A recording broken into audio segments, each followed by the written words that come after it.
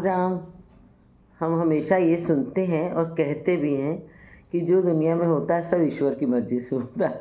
तो कभी-कभी बच्चे ये पूछते हैं, और जब हम भी बच्चे थे तब भी पूछते थे कि जब सब ईश्वर की मर्ज़ी से होता है तो हमें क्यों बिगड़ पड़ रही है? उन्होंने चाहा तो हो गया, अब गलती हमने तो नहीं की, ईश्वर ने कराई।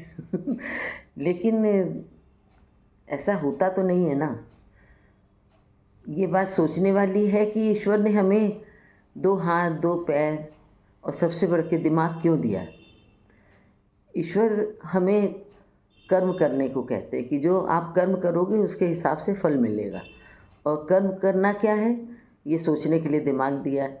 तो हमेशा दिमाग से सोच के अपनी आत्मा से भी एक बार सोचिए, समझिए कि क्या करना है, क्या अच्छा है। खाली मेरे लिए नहीं, सबके लिए, वो करिए। अब आप एक चीज़ ये सोचिए कि इलेक्ट्रिसिटी की सप्लाई होती है ना? तो बिजली आ रही है, लेकिन अगर हम कहीं पे टच कर लेंगे या तार जहाँ से कट है उसको टच कर लिया तो करंट लगेगा ना। तो उसमें बिजली भेजने वाले की तो गलती है नहीं, ईश्वर ने दिमाग दिया है, उससे आप सोचो। आप ये सोचो कि हमने तो छुआ, करंट लगना था इसलिए लग गया। ऐसा नहीं होता है ना, आप सोच समझ के तब चलते हो। ऐसा तो नहीं है कि बिना देखे कहीं से भी कूद जाते हैं और फिर कहें कि लो ईश्वर ने चोट लगा दी। तो हर चीज़ का दोष हम ईश्वर को नहीं दे सकते हैं।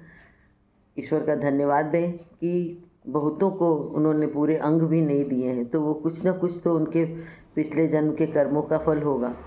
तो हम ऐसा कर्म करें कि आगे का हमारा जो भी समय है या जन्म है, हम सनातनी तो मानते हैं कि अगला जन्म भी होता है, वो खराब ना हो। अगर हम कुछ गलत करके आए हैं पिछले जन्म में, जिसको प्रारब्ध कहते हैं, तो वो हम अगर हमारे प्रारब्ध में है तो हम उसका कष्ट देखेंगे और झेलेंगे।